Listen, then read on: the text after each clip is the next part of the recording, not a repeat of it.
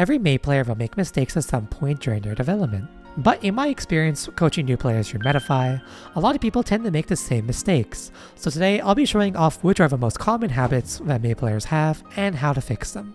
Starting off with number 5, always trying to IEDGH while playing neutral. You all probably knew this one was coming, considering it's basically a Mei stereotype at this point. The worst part is you can't even really blame yourself if you have this habit, since nobody at lower levels is going to punish you for it. This is one of the worst habits you could possibly have, since it's essentially a free hit for the opponent every single time you go for it, outside of specific situations. Once you've committed to that air dash, all you can really do is either press a button, do nothing, or try faultless defense, which won't really deal with 6p, and even if you try and jump over an attack, most of the time they'll have enough time to get 6p out. On top of that, a lot of the top tiers have really high anti-air damage, so it's particularly bad to be doing this. Every time I've asked somebody why they even do this habit, it's because they say they're uncomfortable playing on the ground. Which is pretty fair, since playing on the ground in just about any game can be pretty stressful. What I suggest you do instead is just completely stop using instant air dash JH for a little while, and during that time you can try to make use of your dash 5k, your 5h, your 2s, your S dolphin, your up dolphins, a lot of variety here really. 5h can be used to wall people out since it lasts for quite a while. Dash 5k can counter a lot of slash approaches. Up dolphin can be good for anti-airs. 2s can be pretty good since you can't jump over it that easily. I also recommend checking out some other guides from other games that have to do with the neutral game. For example, the Footsie's Handbook, which has to do for older Street Fighters, is still really applicable today and can give you some good ideas on how you should be playing on the ground, instead of just relying on your IEDGH. You're probably going to lose at first since it's quite a bit harder to play how you're playing, but in the end you'll be safer because you don't really get hit for free doing this, and you'll probably get more reward too since countering 5k leads to so much damage and stuff like that. Let's move on to number 4, which is not blocking on wake up. When you're first starting Strive, you'll probably feel tempted to be mashing jabs, throws, and reversals every single time you're knocked down because your friends aren't punishing you or people at lower levels. Or maybe you came from a game with a lot of defensive options like Dragon Ball FighterZ, Smash Ultimate, Mortal Kombat X, or something like that where there's just so much you can do and the opponent has to respect you. The problem with that is that once you reach higher levels, like floor 10 and above, people have practiced something called a safe jump or a meaty, and basically it guarantees that you'll have to block their attack no matter what you do. Essentially, every character in this game has access to safe jumps and meaties, and counter hit damage is incredibly high, so one mistake on your end may lead to your life even if you have full health. Like imagine Mei, she throws you, she runs up, she has a close slash, and you try to throw her out of it. Well boom, you might just be dead because you got counter hit. It's really not good and the risk reward is just not in your favor. What you'll need to do instead is simply block it out. The biggest threat to you is obviously going to be grabs, but remember if you get even one successful jump over them, they're going to take a ton of damage. The risk reward isn't exactly in their favor, but later on you'll learn more usable defensive strategies like fuzzy jumps, fuzzy backdashes, and just you'll kind of get better at predicting grabs, but in the meantime just block it out, and after that first hit you'll have a lot more options available to you to actually defend it. A lot of people also start doing this when they panic, so try to keep your cool and just wait for your opportunity, because mashing it out will probably never work for you. Let's move on to number 3, which is not using all of Mei's best Roundstart options. Probably one of the most terrifying things for people when they're fighting Mei is that her Roundstart is just so hard to deal with.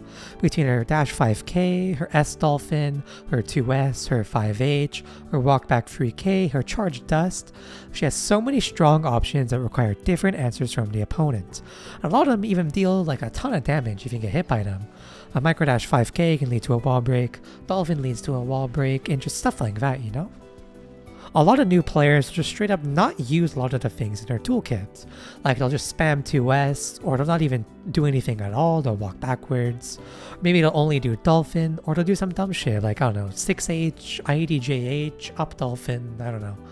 Just, you have to use all of the things in their kit that'll counter the opponent and lead to the highest damage possible.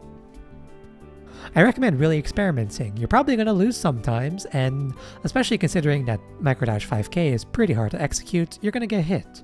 But as you keep going and learning the matchups and learning when, your tools work in what situation, you'll get a lot better and make a lot more use out of Mei's entire toolkit. And number 2 is simply not making use of Dolphin RPS. Another one of Mei's defining traits is that after you block her Dolphin, her turn isn't really over since she's -3 and can probably gamble her way out of just about any situation through the use of her various tools. Most newer players in this situation will simply just choose to block and wait it out, or to just press something that doesn't really make much sense, like doing 2S Dolphin over and over. This is a huge disservice to what Mei is truly capable of, and it's probably gimping you in terms of having any good offensive pressure. When Season 3 rolled around, Mei's Dolphin was made to be -3 on block, and if you don't know what that means, it doesn't really matter, it just means that that is really, really good. It now slots in incredibly well for 5k, since it'll often either beat or trade with other slash moves, and when you're in the corner, this move will probably lead to at least half of their health bar being deleted. But she also has just tons of options available in her toolkit, things like 2k, 6p, another Dolphin, backdash Dolphin, Orca, Jump. All of these stuff are pretty good and can fit in most situations. The main reason I've seen that people don't use it when they know it exists is that they don't know what beats what and assume they just have to do a ton of homework that they don't really feel like doing. But since Mei was buffed, her 5k fits in a lot of situations now, and the opponent's not even usually frame perfect anyway here, so it'll work even more often than it should. I really just recommend trying it out and seeing what works and what doesn't, because you just have to learn this intuitively and it'll stick better in your brain that way. If 5k is not working for whatever reason, then you can go into training mode and lab how you beat the move that's beating the 5k. Because usually you have a really good way of punishing whatever punishes 5k. Let's say somebody's pressing 6p, right? Well, what if you just did Charge Dust? Or 5h? Or Dust? I don't know, just do something cool. Or you can just press Orca, because that's a really fun option. I'd suggest having a fairly good 5k combo. The one on screen is probably serviceable enough, but you can go a bit further worse, I don't know. Just make sure you have something good so you actually make use of this. And finally, at number 1, we have not going for any proper pressure after a knockdown. For some reason, I find a lot of lower level players are just absolutely terrified of going for any kind of pressure after a knockdown. Or they just go for like the most greedy shit I've ever seen in my life. Like a 3k meaty, I don't know, man. But like I mentioned earlier, offense is practically guaranteed in this game if you're using safe jumps and meaties. And wouldn't you know it, I think that is probably the best use of your training mode time as you're starting out. Lower level players are inherently pretty greedy, I find. They'll be spamming the reversals, they'll be trying to mash, trying to do some kind of throw. It's really good for you, because if you're using your guaranteed meaty setups like this, you'll be getting a lot of big damage even if you don't know the best combos. There also happens to be some really good resources out there for how to do meaties and safe jumps as Mei. For example, this Kodesu video is very good and very popular, and you should check it out.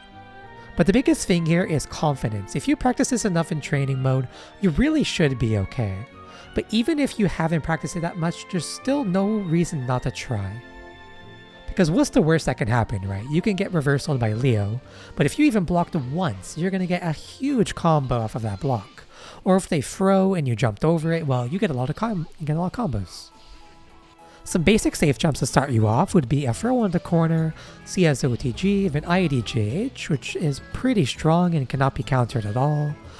You can also do 2k 2D into a delayed punch and beach ball, which allows you a guaranteed close slash, and among other things, but those ones are very good. Try to work up the confidence to push the offense as often as possible. Even if it's a soft knockdown, try and bait something out. Mei has insane snowballing potential in this game, so practicing this is incredibly important. But that's all I got for you guys today. Let me know if you like another video featuring these types of things, and have a great day. Subscribe.